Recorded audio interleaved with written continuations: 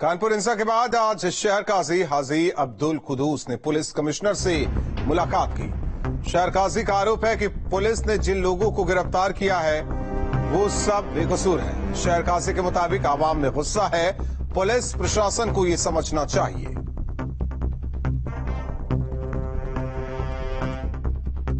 Bulldozer का मसला आता है तो उसके प्रोसेस है, कोई अभी कल थोड़ी हो जाएगा, प्रोसेस होते हैं उसके। और फिर ये इंसानियत के खिलाफ भी है बुलडोजर का चलना। इसका इंसान की खता से मकान से क्या लेना देना, उसके भी बच्चों को खतरा सजा दो गया। ये इंसानियत के खिलाफ है। 60 साल उम्र में जिंदगी में ऐसी कोई बात कभी नहीं आई है। इंसान ने खता की तो इंसान को सजा मिल गई।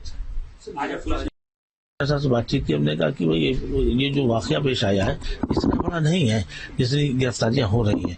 इससे पहले हम हमेशा यहाँ जिंदगी गुजार रहे हैं। आप तो आए हैं, चले जाते हैं, चले जाएंगे, लेकिन हम लोग हमेशा हर मोड़ पर खड़े हैं, यहाँ पर प्रशासन के साथ कोऑपरेट करते हैं। तो इसकी गिरफ्तारी को ज्यादा दिखती मुझे, इसको रोकिए और इसको खत्म करिए। हिंदू मुसलमान सबको माफ कर दिए, गिरफ्तारी मत करिए। मैंने गुजारिश की, मैं गुजारिश कर सकता हूँ। कानपुर के पुलिस कमिश्नर विजय सिंह मीणा का बयान सामने आया। उन्होंने बताया कि कानपुर हिंसा के सीसीटीवी फुटेज के आधार पर ही आरोपियों की गिरफ्तारी की गई है। किसी भी बेकसूर को पकड़ा नहीं गया। पुलिस कमिश्नर ने जनता से शहर में शांति की अपील की है। लोग 3 तारीख घटना में लिप्त थे, उनके हमारे पास सीसीटीवी फुटेज और वीडियोज हैं।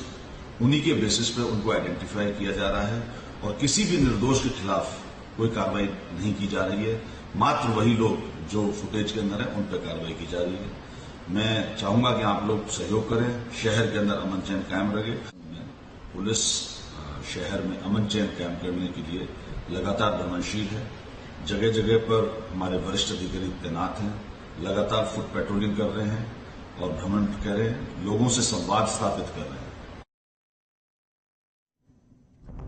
तो सीसीटीवी के आधार पर गिरफ्तारी हुई है, ये कहना है पुलिस कमिश्नर का, और उसी आधार पर कार्रवाई की जा रही है। कानपुर सांसद सत्यदेव पचौरी ने न्यूज स्टेट से खास बातचीत की। सांसद के मुताबिक पीएफआई ने ही कानपुर दंगा कराया है। उन्होंने कहा कि राष्ट्रपति और प्रधानमंत्री के दौरे का फायदा उठाकर वारदात को अंजाम देने की साजिश रची गई। पीएफआई को बैन किया जाना चाहिए। पचौरी साहब, जिस तरीके से कानपुर की हिंसा हुई है, अब पीएफआई का भी नाम सामने आ रहा है। यार नाम क्या आ रहा है, ये उसके मूल आधार वही है जिसको कहते हैं ये प्लानिंग उन्हीं की है, योजना उन्होंने बनाई। और पीएफ तो पीएफआई पूरे देश में जगह जगह उत्पाद फैलाने के लिए काम कर रही, मुसलमानों को भड़काने के लिए काम कर रही। और पीएफआई बड़ी होशियारी से मुस्लिम नौजवानों को ही आगे करके अगवा करके काम कर रही है, क्योंकि उनको अच्छा नहीं लग रहा है कि देश में नरेंद्र मोदी की सरकार है, यानी भारतीय जनता पार्टी की सरकार है। अरे मेरी आपकी वैचारिक भिन्नता हो सकती है, हम आपसे राजनीतिक लड़ाई लड़ें, मुद्दों की लड़ाई लड़ें, सरकार की गलतियां उजागर करें, ये तो समझ में आता है, लेकिन इस देश के प्रति नफरत पैदा करें ये दुर्भाग्यपूर्ण है और ये पीएफआई कर रही है। बात की जाए, जिस दिन हिंसा भड़की थी उस दिन देश के सबसे ताकतवर नेता कानपुर में मौजूद थे। राष्ट्रपति थे, प्रधानमंत्री थे, मुख्यमंत्री योगी आदित्यनाथ थे और कानपुर के विकास के लिए वो महत्वपूर्ण माना जा रहा था। और उसी दिन हिंसा का भड़कना, यही तो मौके की तलाश में थे वो लोग, क्योंकि पूरा प्रशासन तो लगा था प्रधानमंत्री की सुरक्षा में, राष्ट्रपति की सुरक्षा में, मुख्यमंत्री की सुरक्षा में, और उनको लगा कि इससे अच्छा होगा नहीं। दूसरे उसी दिन जुम्मे का दिन था।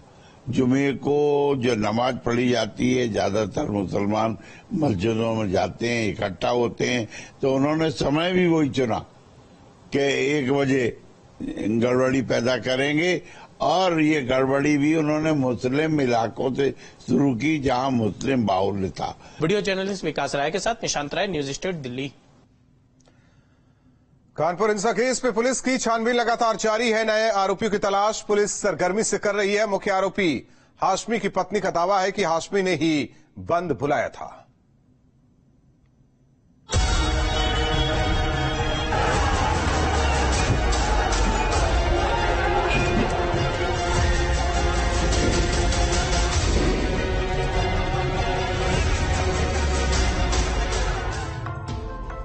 यूपी पुलिस कानपुर हिंसा के केस में बेहद संजीदा है।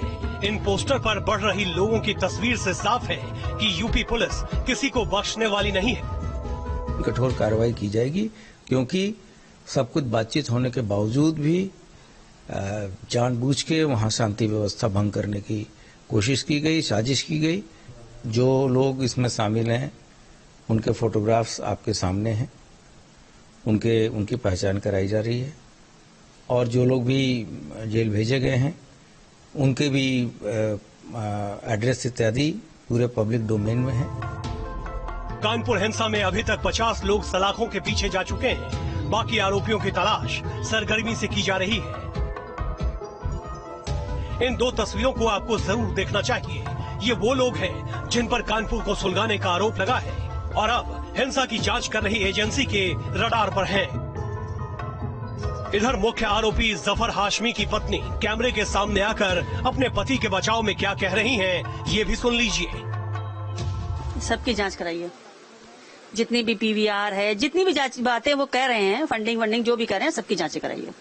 जो चैट सामने आई है बंदी को लेकर, हाँ, चैट वो आपके पति की है? बिल्कुल, पति की क्या है, सबकी है। हम सबकी चैट है, सबके सामने चैट है। 3 तारीख की अगर लोकेशन नमाज की निकलेगी तो उन्होंने दादा मियाँ के चौराहे पे नमाज पढ़ी, और नमाज पढ़ के जब उन्होंने सन्नाटा देखा तो बड़े खुश हुए कि चलो शांतिपूर्वक ले। वैसे तो मैंने कह दिया था बंदी के लिए, लेकिन बंदी हो गई, लेकिन फिर भी शांतिपूर्वक ढंग से बंदी हुई। जिन लोगों ने पथराव किए वो लोग कहाँ हैं, हम ये जानना चाहते हैं। उसमें आपके पति शामिल नहीं, एक अकेला आदमी तो पथराव कर नहीं रहा होगा। बहरहाल कानपुर हिंसा के केस में पल पल सिनेरियो बदल रहा है। पुलिस की जांच जिस तेजी से चल रही है उससे साफ है कि कानपुर को जलाने वाले सभी आरोपी जेल की चक्की पीसने वाले हैं। कानपुर से अमित और लखनऊ से Anil Yadav, team news state.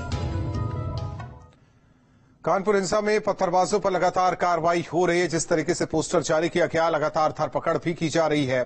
हालांकि इस दौरान अब समाजवादी पार्टी को इसमें भी धार्मिक एंगल नजर आ रहा है। समाजवादी पार्टी नेता का क्या कुछ कहना है, सुनिए।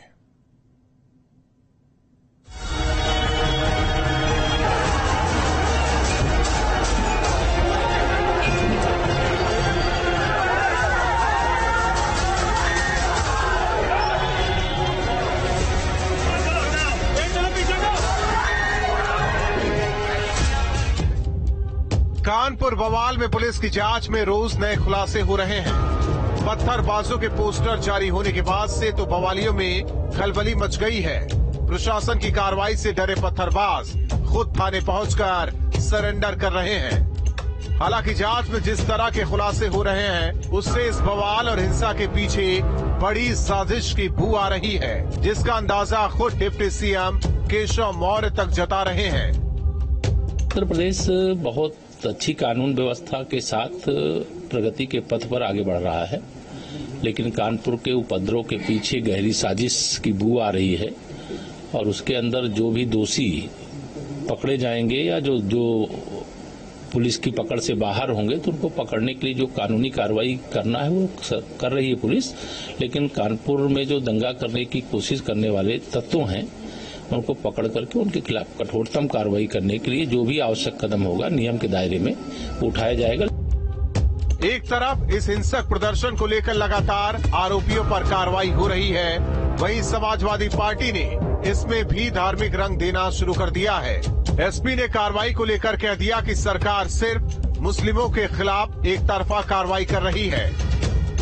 कानपुर मामले में योगी जी की सरकार एक तरफा मुसलमानों पर कार्रवाई कर रही है। सवाल यह है कि अगर नुपुर शर्मा ने जिस तरह के बयानात दिए, अगर उनको जेल भेजा गया होता, अगर प्रमिला पांडे जो कानपुर की मेयर है, जो हर घर में पिछले 1 महीने से जाके मंदिर ढूंढती हैं और वहां पे नफरत का माहौल फैलता है, अगर उस पर रोक लगी होती तो इस तरह का गुस्सा कानपुर में नहीं देखने को मिलता।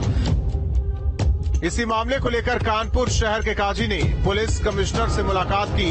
शहर काजी की माने तो पुलिसिया कार्रवाई में केवल बेकसूर लोग ही पकड़े जा रहे हैं। बेगुनाहों की गिरफ्तारियां ज्यादा हो रही है। दूसरी बात, ये इतना बड़ा मसला नहीं था जो इतनी गिरफ्तारी की जा रही है। एनआरसी का मसला आया, इतना बड़ा मैटर था, सैकड़ों गिरफ्तारियां हुई, हम लोगों ने छुड़वा दिया, छूट भी गई, 10-15 आ रह गई थी। इतना बड़ा मसला नहीं कि 50-60 गिरफ्तारियां हो जाओ फिर 40 की एक बार लिस्ट बना के तैयार कर दी जाए। ये तो बिल्कुल ज्यादती है, गलत है, और ये इसके खिलाफ जो आवाज उठानी पड़ेगी हम लोगों को। अब शहर काजी को कौन समझाए कि जिन लोगों ने पत्थरबाजी की है, जो कैमरे पर पत्थरबाजी करते हुए कैद हुए हैं, उन्हीं लोगों के पोस्टर जारी किए गए हैं, तो कार्रवाई एक तरफा कैसे? कानपुर हिंसा की जांच में पीएफआई का भी नाम सामने आया है। हालांकि पीएफआई की तरफ से पुलिस पर ही एक तरफा कार्रवाई का आरोप लगाया जा रहा है। इतना ही नहीं, पीएफआई ने पत्थरबाजों पर हो रही कार्रवाई को स्टेट टेररिज्म कहा है। पीएफआई का इस मामले में नाम इसलिए भी आया क्योंकि जांच के दौरान मुख्य आरोपी हयात के घर से पीएफआई से जुड़े 4 ऑर्गेनाइजेशन के डॉक्यूमेंट्स मिले। ऐसे में पुलिस को शक है कि उपद्रवियों को फंडिंग पीएफआई की तरफ से ही मिल रही थी। सवाल ये कि आखिर इस मामले को धार्मिक रंग क्यों दिया जा रहा है? जिन्होंने पत्थर चलाए, जिन्होंने हिंसा की साजिश रची, उन पर सबूतों के आधार पर कार्रवाई की जा रही है। लेकिन समाजवादी पार्टी इसमें भी तुष्टीकरण की राजनीति कर रही है। Team news state. Nupur Sharma विवाद पर बीजेपी ने गाइडलाइंस जारी की है। पार्टी प्रवक्ताओं को सलाह दी गई है किसी भी धर्म के खिलाफ नहीं बोलना।